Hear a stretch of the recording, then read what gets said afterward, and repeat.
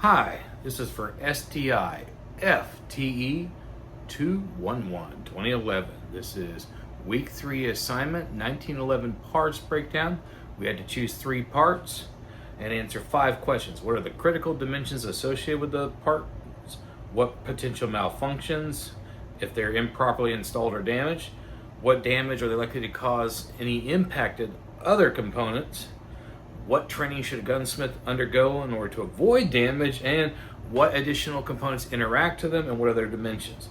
So, first one, mainspring housing pin, which you can see behind me over here. So the mainspring housing pin is used to hold in the mainspring housing, which is part of the backstrap. Generally, its diameter is approximately between 0.156 to 0.158 of an inch and is hand fitted. Length for most single stack models is between 1.4 and 1.5 inches, again hand fitted. It should be a snug fit. End of story.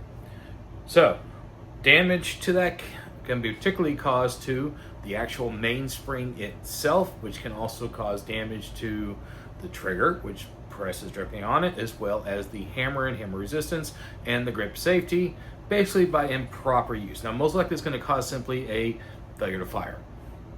Nothing's going to happen. You're going to have a mushy trigger, mushy safety, and the hammer's not going to do anything. So, now, damage as far as that goes, that's it. Now, as far as for what does a gunsmith need to know, proper fitment needs to be tight. It is notched in several places. It has basically direction, and that's correct. Insert direction, proper alignment, and of course how to trim and fit the pin for each one. Number 2, 1911 thumb safety, which you can barely see over here on this screen. I do apologize. Now, the thumb safety, it's critical. End of story. Now, the dimensions for it do vary because there are match, there's tactical, there's carry, there's classic.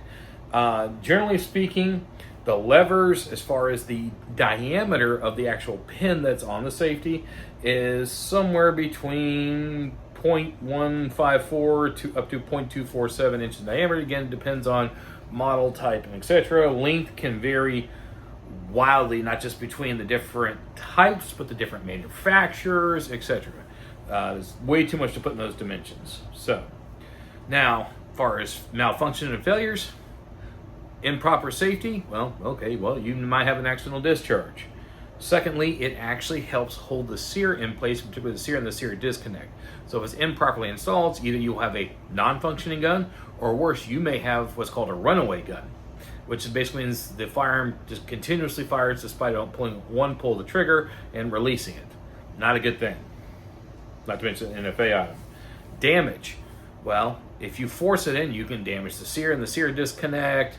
If you have a runaway gun, all kinds of damage can both occur to the firearm as well as to the user. It could potentially kill you.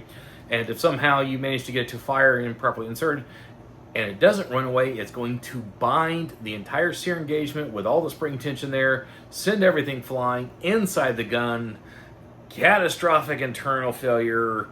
You're rebuilding that 1911. So, what do you need to know? 1, correct fitment again, proper diameter for the type of firearm, as well as interaction with the sliding frame and your grips. You may have to modify the grips as well after installation. 2, proper order of operation. How to put it in, how to make it work. If you don't put it in the correct order, guess what? You got a broken 1911 if you're lucky.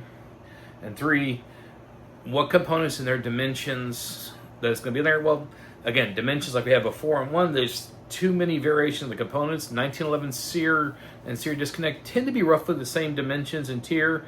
In this case, there is a match sear which does have a slightly different offset than the other. So you're looking at, off the top of my head, about no more than 0.5 inches in total overall length, which again, the length of the sear is not a difference. The difference is going to be, again, that internal fitment, and again, that is what determines that 0.154 to 0.215 diameter. The sear and the sear engagement, as well as the holes, are going to determine the type of safety you're using. Last one, magazine lock tab. So it's actually the tab, not the spring, not the button. The actual tab which actually holds it in place. So total length of it can be about 0.512 inches, or a little over ½ inch. On standard 1911, is going to point that out, and there's roughly 1/8 of an inch in diameter. Now, what can happen if this goes wrong? Failure to feed, failure for magazine retention, or worse, failure to release the magazine. And if that happens, you might actually have real damage to the firearm. So, yeah, like the ejector can be easily damaged. Need to get rid of it, go. What you know is proper installation method, proper size and fitment. Again, installation method, as far as for how to install, order of operations of that, it doesn't really matter. It's a standalone component, not going to affect anything else, but how to fit it, how to put it in properly, and what size safety goes with it. That's important.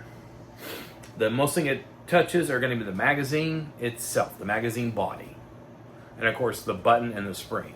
Now, incorrect fitment of the right itself, fitment, as far as for damage, you're going to have damage to the magazine. Magazine dimensions completely change depending whether you're talking a 2011, a 1911, a 1911 government slash officer versus a commander. Then you're also going to have extended magazines, reduced capacity magazines. There's too many dimensions there to list, so that's about it. All right, guys, I only had so many minutes to do this. Until next time, catch you later.